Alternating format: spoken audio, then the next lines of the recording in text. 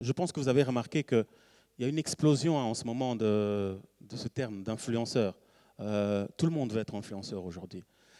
Tout le monde veut être là sur les réseaux sociaux. Tout le monde veut être important. Tout le monde veut être celui qui partage les informations. Et même au niveau des chiffres, vous voyez, au niveau marketing, les influenceurs sont de plus en plus sollicités par des entreprises. Et ils savent pourquoi. Rapidement, un influenceur, c'est quoi? Juste une définition que j'ai trouvée, qui est très utilisée surtout dans le domaine marketing. Un influenceur, c'est une personne qui a le pouvoir d'influencer le comportement des consommateurs, spécialement le pouvoir d'achat, à cause de son autorité, de son aura, de sa connaissance, sa position et sa relation avec son audience. Et j'ai trouvé ça intéressant de voir que beaucoup de sociétés aujourd'hui font appel à des influenceurs pour que ces gens-là puissent avoir un impact sur le comportement des consommateurs. Et je me suis posé la question, mais d'où vient ce désir d'influencer subitement? Et je me rends compte qu'en fait, le désir d'influencer vient de Dieu. Dès le début, quand Dieu crée l'homme, il lui dit, voilà, je te crée pour dominer. C'est le terme qui est utilisé. Je te crée pour, voilà, dominer, avoir cet impact, avoir une influence vraiment autour de toi. Et Jésus, plus tard, va le dire, je crois que ce texte-là a été lu aujourd'hui, Matthieu 5, 13, 14. Il dit, vous êtes le sel de la terre et vous êtes appelés à donner de la saveur. Donc, donner de la saveur, c'est ça, cette idée d'influencer. Vous êtes une lumière et vous êtes censés briller. Et il faut que votre lumière luise ainsi pour que les hommes voient et qu'ils glorifient. Ça veut dire que Jésus est en train de confirmer ce que Dieu avait déjà dit. Qu'au final, nous sommes appelés à influencer. C'est quelque chose qui n'a pas été inventé par le marketing, ça n'a pas été inventé par les psychologues. Non, le désir d'influencer, c'est quelque chose qui vient de Dieu. C'est en fait un désir qui est pour chaque membre du royaume de Dieu. Nous devons influencer. En fait, nous sommes appelés, et c'est ça notre responsabilité. Notre responsabilité, c'est en tant qu'influenceur du royaume, c'est d'influencer la vie, le comportement, les actions, les valeurs, les croyances de la société. C'est-à-dire que de la même façon que les sociétés ici utilisent des influenceurs pour pousser, pour avoir un impact sur le consommateur, le comportement des consommateurs, nous aussi, en tant qu'enfants de Dieu, dans chacune de nos sphères, chaque domaine, nous pouvons en fait, par notre vie, par notre exemple, comme elle disait, on peut avoir un impact sur le comportement des hommes autour de nous.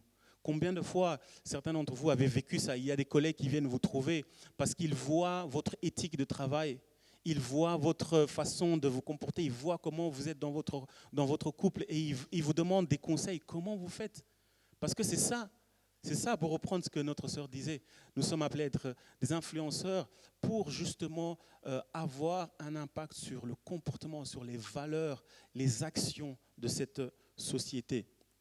Alors, comment le faire pour influencer, pour nous en tant que membres du royaume de Dieu? Quel est l'exemple? Comment faire pour influencer vraiment comme Dieu veut que nous puissions le faire? Et pour moi, le plus grand exemple, ça reste Jésus. Il y a quelque chose que j'ai trouvé très intéressant. Je crois que c'était en 2013, le magazine Time Magazine, avait fait une enquête sur les 100 personnalités historiques les plus influents, les personnes qui ont influencé l'histoire, les 100 personnes qui ont le plus influencé l'histoire. Et j'ai trouvé intéressant que celui qui est arrivé en premier lieu, ce n'était pas Oprah Winfrey, ce n'était pas Steve Harvey Show, ce n'était pas, je ne sais pas qui sont les influenceurs que vous connaissez, ce n'était pas, même pas Martin Luther, qui est quand même un grand réformateur dans la théologie, ce n'était pas Jean Calvin, mais le premier, le personnage historique le plus influent de toute l'histoire, c'était Jésus. Jésus était la personne la plus influente de l'histoire. Et je vais vous dire une chose, jusqu'aujourd'hui, il continue de le faire.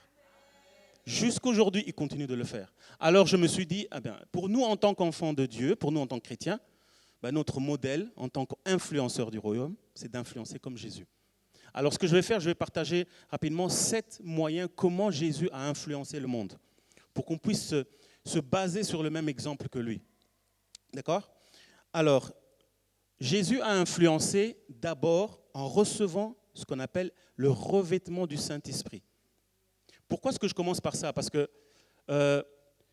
parfois, on veut commencer à influencer en allant d'abord s'instruire, recevoir d'informations, etc., aller étudier, et c'est une bonne chose, j'en parlerai tout à l'heure.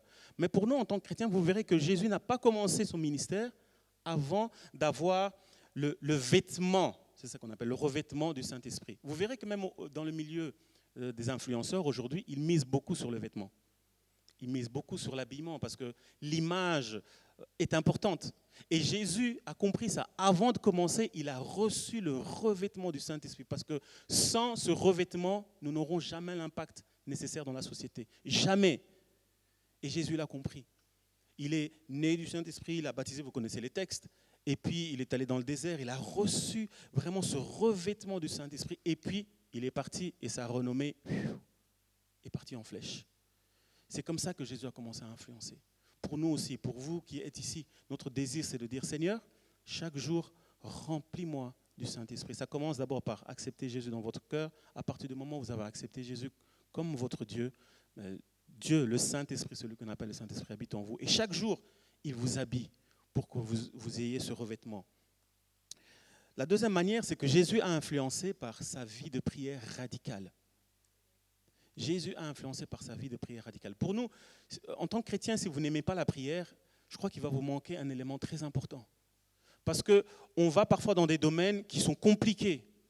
On a affaire à des gens parfois qui sont compliqués. Il y a des situations qui arrivent dans notre vie, ce n'est pas facile à gérer. Et on a besoin d'être des hommes et des femmes de prière. La prière, ça doit être important. Et je ne parle pas de la prière commune où on vient à l'église le dimanche. Non, non, non. Mais personnellement d'abord, vous-même, quand vous êtes à la maison, Jésus, le matin, quand la journée n'était pas encore levée, il était tout seul dans un lieu secret. Il priait. Parfois, il se retrouvait dans les déserts. Parfois, il se retrouvait sur la montagne. La prière, c'était tellement important pour lui qu'un jour, ses disciples se sont arrêtés et lui ont dit « Non, mais enseigne-nous comment prier, comme toi. » C'est-à-dire que sa vie de prière a eu un impact sur les autres. Pourtant, ces gens étaient religieux, ils connaissaient la prière. Mais quand ils ont vu comment Jésus priait, ils ont vu que non, lui, il prie différemment. Il prie différemment et sa vie de prière a vraiment un impact. Et pour nous, si nous voulons vraiment, tout ce qu'on a partagé aujourd'hui, si nous voulons avoir cet impact dans la société, dans les différentes sphères, la prière doit être importante. Donc tous les matins quand vous vous levez, commencez votre journée par la prière. Moi, je n'aime pas sortir de chez moi sans avoir mon temps de prière. Même si ce n'est que 15 minutes, 20 minutes, 30 minutes. Vous êtes là, Seigneur, je veux commencer la journée, je ne sais pas ce qui va se passer. Dieu connaît la fin d'une chose avant son commencement. Donc vous dites, voilà, je vais avoir ma réunion, je vais aller dans telle chose, donne-moi la force. Et puis, vous allez voir que par la prière, Dieu va préparer le chemin déjà pour vous. Soyons des hommes et des femmes de prière. Jésus a influencé par sa connaissance, l'éducation, la formation. Je pense qu'on en a parlé aujourd'hui. Une des erreurs qu'à un moment donné l'Église a faites, c'est que nous avons négligé la formation. Nous avons négligé l'instruction. On n'a pas compris que justement c'est la formation, c'est l'éducation qui fait d'un peuple une puissance. Dieu a dit à Josué que ce livre de la loi ne s'éloigne point de ta bouche. Médite-le jour et nuit, tous les jours pour agir fidèlement selon tout ce qui est écrit. Et c'est alors que tu auras du succès. C'est important. Et vous verrez dans l'histoire de la Bible, vous verrez que quand le peuple est sorti de l'esclavage, vous imaginez, ils étaient privés d'éducation. Et la chose que Dieu leur a donnée, d'abord, ce n'était pas les armes. Il leur a donné la loi. Ils ont commencé à s'instruire. Et c'est comme ça qu'ils sont devenus une nation puissante. Jésus, il grandissait, il connaissait la loi. C'est pour ça que notre frère Cédric a parlé tout à l'heure. Connaissons la loi. Connaissez la Bible, mais aussi connaissez les différents domaines dans lesquels vous êtes. Vous travaillez dans le marketing, mais informez-vous par rapport au marketing. Vous travaillez, parfois je le dis, même quand je parle avec des footballeurs, je leur dis, vous êtes des footballeurs, mais informez-vous. Il ne suffit pas juste de venir sur le terrain et de taper le ballon, mais allez plus loin. Instruisez-vous. Vous êtes dans la mode, vous êtes dans la couture, vous êtes dans l'art, mais développer cette connaissance, parce qu'avec cette connaissance, ensuite, puisque nous avons le revêtement du Saint-Esprit, puisque nous prions, mais ça ne s'arrête pas juste à prier, il faut maintenant s'instruire, laisser que la connaissance entre dans les différents domaines où vous voulez que Dieu vous utilise. Jésus a influencé par sa connaissance. Quand il était jeune, même les chefs religieux étaient frappés par le fait qu'il savait être en discussion avec eux. Il se disait, mais c'est petit et juste petit, mais il connaît déjà. Jésus a influencé par ses œuvres. Alors, je pense que ma sœur l'a dit tout à l'heure, c'est bien de recevoir le Saint-Esprit, c'est bien de prier, c'est bien d'avoir la connaissance dans la tête, mais à un moment donné, si on ne passe pas par les œuvres, il y aura un problème. Ce qui a fait, je pense, l'histoire, ou je dirais plutôt ce qui a fait qui a marqué la force du christianisme, c'est qu'on était beaucoup dans les œuvres. Les chrétiens, dans l'histoire, ont fait beaucoup de choses. Les chrétiens ont créé des universités, ils ont créé des écoles, ils ont démarré des hôpitaux, ils ont fait des œuvres caritatives. Beaucoup de ces organisations caritatives que nous connaissons ont été initiées par des chrétiens. Parce qu'ils ont compris que la foi, ce n'était pas juste de venir prier, voilà, et puis après partir. Non, il faut poser des œuvres. Parce que ces œuvres, comme dit Jésus, que votre lumière brille ainsi devant les hommes, pour qu'ils voient vos bonnes œuvres. Et ces œuvres-là vont les pousser à glorifier Dieu. C'est-à-dire que si, en tant que chrétien, il y a des gens parfois pour eux, le christianisme, ça ne les intéresse pas, ou Dieu, ça ne les intéresse pas, c'est parce qu'ils regardent l'Église aujourd'hui, ils ne voient pas les œuvres. Il y a des choses que nous devons créer, il y a des choses que nous devons amener à l'existence, que ce soit dans la musique, que ce soit dans l'éducation, comme notre sœur le fait, que ce soit dans les médias, dans tous les domaines, il y a des œuvres que nous devons poser, parce que sans ces œuvres, malheureusement, certaines personnes ne pourront pas voir Dieu au quotidien. Jésus a influencé par son caractère. J'aime beaucoup ça aussi, parce que le caractère est important. Paul écrit aux Philippiens et il dit que Jésus, qui lui était égal à Dieu, n'a pas regardé cette égalité comme une proie arrachée, mais il s'est humilié. Il a pris la forme d'un serviteur. Il s'est rendu obéissant. On a parlé de l'obéissance tout à l'heure. Le caractère. Il y a des gens, parfois, qui vous prennent comme exemple, pas à cause de ce que vous faites, mais ils voient votre caractère. Ils voient quelqu'un qui est combatif, si je peux dire, quelqu'un qui est battant.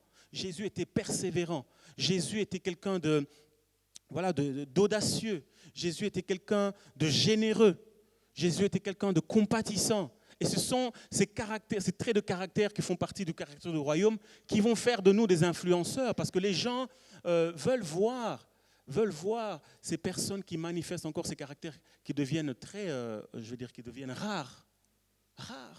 Moi, je le vois parfois, je suis en train de rouler en voiture et puis, je ne sais pas, quelqu'un me dépasse et on vous insulte juste parce que vous avez osé dépasser. Quoi ? Et un jour, j'ai vu dans la voiture, j'ai reconnu, mais c'était un frère ou une sœur en Christ. Je me suis dit, oh, ah ouais. Parce que j'avais pris sa priorité. Je me suis dit, waouh. Mais donc, vivons ce caractère de Christ. Parce que par ce caractère, les gens vont venir. Il y a des gens qui ont regardé à Jésus. Non, franchement. Lui qui est fils de Dieu, mais il est simple serviteur. C'est fort. Jésus a influencé par sa communication, son langage. Ah, j'aime Jésus. Honnêtement, je pense que beaucoup de nos prédicateurs, je dis ça avec beaucoup de respect, devraient relire un peu Jésus. J'aime la communication de Jésus, la façon d'enseigner. Jésus n'était pas toujours le gars à crier comme ça dans les rues. « Venez, sinon vous allez en enfer !» Non, Jésus, c'était un très grand orateur. Et il savait comment captiver l'attention. Il partageait beaucoup d'histoires, des images, des paraboles. Parce que derrière chaque parabole, il y avait des leçons faciles à comprendre. Jésus, par ses paraboles, waouh, on a partagé tout à l'heure rien que 5 paraboles, mais tellement de leçons. Et j'ai vu que même parmi des gens qui ne sont pas chrétiens du tout, il y a des paraboles qu'ils connaissent. Les fils prodigues, ils savent. Et Jésus savait que même des années plus tard, ces histoires auraient encore l'impact. Quelle communication! Quelle communication! Et son langage, Jésus parlait le langage du royaume. On n'a pas le temps pour rentrer en détail, mais il y a un langage dans le royaume de Dieu. Il parlait le langage de la foi. Il parlait le langage de l'amour. Il parlait le langage de la patience. Il parlait le langage de la vie, de l'espoir. Mais Jésus était aussi direct. Jésus était aussi, comme on dit dans le terme psychologique ou coaching, assertif. C'est-à-dire que Jésus, ça veut te dire oui ou non. Jésus était aussi quelqu'un qui pouvait te regarder et dire arrière de moi, Satan. Jésus était aussi capable de te regarder et dire race de vipère. Ce n'était pas une insulte, hein, mais c'est juste pour dire qu'en tant que chrétien, nous devons aussi nous affirmer dans notre communication. Jésus est un grand orateur. C'est pour ça que moi, j'aime Jésus. J'aime bien lire ses histoires. Et je pense que beaucoup de gens aussi l'aiment. Et Jésus a influencé, dernier point, Jésus a influencé par son style de vie. Il y a un adage en anglais qui dit talk the talk, but walk the walk. Ça veut dire qu'on a des gens qui sont des très grands orateurs, des beaux parleurs, des grands enseignants qui savent vous montrer qu'ils ont la connaissance, mais leur style de vie est en total inadéquat avec ce qu'ils enseignent. Le style de vie de Jésus allait exact. En fait, comme tu as dit, c'était un exemple. C'est-à-dire que Jésus avait un style de vie, et dans les points que j'ai notés, par exemple, Jésus était accessible. Jésus était très accessible. Je pense que parfois, en tant que chrétien, je dois vous avouer, on n'est pas accessible. On n'est pas accessible aux gens. Ils nous voient trop, je ne sais pas, parfois on se voit un peu trop, non, vous êtes là et nous, on est ici. Non. Jésus, dans les textes, dans les évangiles, passait beaucoup de temps aussi avec les gens de mauvaise vie. D'ailleurs, les pharisiens disaient, regarde, il passe du temps avec les gens de mauvaise vie. Il va avec ceux qui mangent, ceux qui boivent, etc. Mais Jésus savait. Il était là, pas pour se corrompre, si je peux dire. Il était accessible, c'est son style de vie, parce qu'il voulait montrer que Dieu est accessible. Nous sommes accessibles parce que c'est comme ça que nous pourrons avoir un impact dans la vie des gens. Mais toi, on ne peut pas t'approcher. Quand tu arrives au travail le matin à 8h, il ne faut absolument pas que quelqu'un te parle. Parce que tu as ta routine. Non, moi, à 8h10, j'ai mon café. Après mon café, je vais à mon ordinateur, il ne faut pas me parler. Non, mais comment est-ce qu'on pourra t'atteindre ? Tu es dans ton voisinage, tu habites quelque part dans le quartier, tu ne connais aucun de tes voisins. Parce que, ah non, moi, eux, là, non. Eux, ils ont des tatouages, ils ont des trucs. Moi, je ne les approche pas. Ça, ce n'est pas une vision du Seigneur. Jésus a dit que nous sommes dans le monde. Nous ne sommes pas du monde, mais nous sommes encore dans le monde. Et il a même prié en disant, Père, ne les retire pas du monde. Ça veut dire qu'on va devoir les affronter. On va devoir côtoyer ces personnes. Soyez accessibles. Moi, j'aime bien prendre le temps avec les gens. Parfois, je reviens du travail de Bruxelles et puis, voilà, quelqu'un m'accoste là à la gare. On va s'asseoir, on va parler. Parce qu'au travers de ces conversations comme ça, waouh, voilà, quelque chose va naître. Je vais peut-être partager mon témoignage. Soyez accessibles. Jésus était accessible. Jésus était dans la simplicité aussi. Il n'était pas très compliqué parfois. Jésus était dans la simplicité. Vous imaginez que il pouvait jouer avec les enfants. C'est pour ça d'ailleurs qu'il a dit, laissez venir à moi les petits enfants. Jésus était dans la simplicité. Un jour, il est assis, puis il y a une femme qui rentre et qui lui jette, je crois, du parfum sur ses pieds, qui les essuie avec ses cheveux. On pourrait dire, mais c'est scandale. Mais non, il est dans cette simplicité. Parce qu'il était accueillant. Soyons simples en tant que chrétiens. Parce que le royaume de Dieu, ce n'est pas tellement de choses compliquées, c'est cette simplicité-là. Jésus n'était pas rigide, ou comment je pourrais dire, il ne respectait pas toujours le sabbat, si je peux dire. Le sabbat, pour les Juifs, c'était important. On ne fait pas telles œuvres le jour du sabbat, mais voilà. Jésus disait, mais moi je suis le maître du sabbat. Oui, ils ont mangé les épis de blé le jour du sabbat, il ne fallait pas le faire. Ou bien, il ne faut pas guérir le jour du sabbat, mais ils le faisaient. Parce qu'il leur disait, mais vous, si vous avez un animal qui tombe dans un ravin le jour du sabbat, vous allez le laisser là-bas ? Pour dire, ne soyons pas trop rigides. Soyons aussi, flexibles. Jésus était flexible, c'était son style de vie. Jésus était généreux. Jésus était quelqu'un qui marchait dans la sainteté.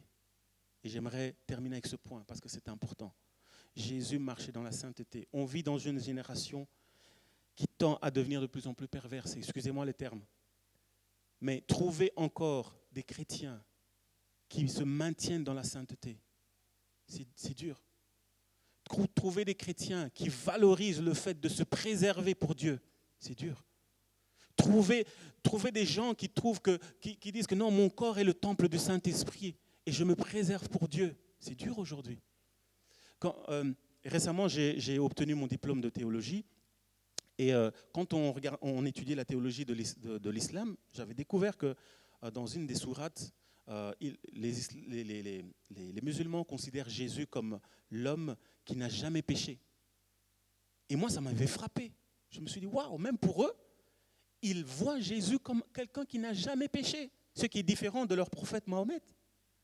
Donc Jésus est considéré et respecté pour le fait que lui, c'était le seul qui a vécu sans péché. Et c'est ce que l'apôtre Paul dit, qu'il a vécu sans péché. Et ça, c'est un exemple. Quand nous, vous et moi, nous vivons cette vie de pureté, c'est un exemple qu'on peut montrer aux gens pour leur dire que oui, nous sommes des exemples de gens qui peuvent dire non au péché. Nous pouvons dire non, même si c'est pas, même si c'est pas à la mode. Mais on peut dire non. Soyons cette race qui valorise la sainteté et la pureté. Cela ne veut pas dire qu'on ne fera pas d'erreur. Mais on peut suivre cet exemple. Jésus a influencé par son style de vie. Ayons un style de vie qui parle plus que nos paroles. Ayons un style de vie qui parle plus que nos bâtiments d'église. Ayons un style de vie qui réellement, qui donne envie, qui donne goût en fait. Parce que Jésus donnait goût aux gens de s'approcher de lui. J'aimerais qu'on puisse terminer pour prier et j'aimerais qu'on fasse, vous me connaissez, j'aime bien faire des pas de foi et des actes de foi. Alors aujourd'hui, ce que j'ai envie de dire, c'est que le Seigneur est en train de lancer un appel. Et c'est l'appel pour les influenceurs du royaume. Dieu cherche. Il cherche parce qu'il veut étendre son royaume. Il veut étendre son royaume dans toutes les sphères. Et il cherche des personnes qui vont dire, Seigneur, moi, envoie-moi, je veux être cet influenceur du royaume selon le modèle de Jésus. Envoie-moi, que ce soit dans la mode, envoie-moi, que ce soit dans les médias, envoie-moi, dans le sport, envoie-moi, dans la politique, envoie-moi. Je suis là, envoie-moi. Alors, ce que j'aimerais juste pour quelques minutes, si vous voulez, si vous prenez cette décision-là, vous dites, Seigneur, moi, je veux faire partie des influenceurs du royaume. J'ai imprimé, j'aime bien utiliser des petits signes comme ça. J'ai imprimé quelque chose qui dit simplement influenceur du royaume. Je vais vous inviter à venir le prendre. Vous allez le brandir, on va prier ensemble. C'est comme un acte de foi pour dire, Seigneur, moi qui suis ici, je veux faire partie de cette génération d'influenceurs du royaume. Pas par ma force, mais par ton esprit. Donc juste, si vous voulez venir prendre, vous prenez et puis vous retournez à votre place et on va prier pour pouvoir clôturer notre temps. Donc venez si vous voulez en prendre une et nous allons prier tous ensemble. Parce que nous voulons tous être ces influenceurs du royaume.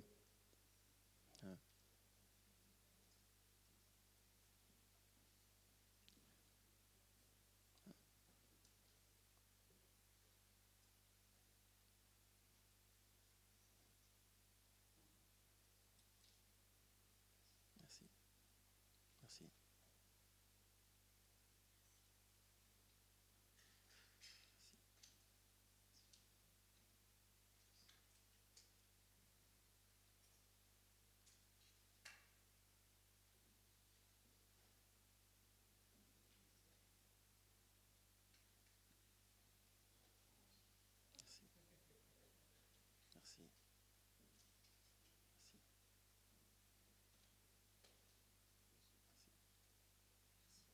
Voilà, si ça ne vous dérange pas, je vais vous inviter à vous lever et nous allons prier ensemble, vraiment avec foi, et vous brandissez simplement votre feuillet et comme signe ensemble devant Dieu, nous marquons, nous faisons ce pas de foi.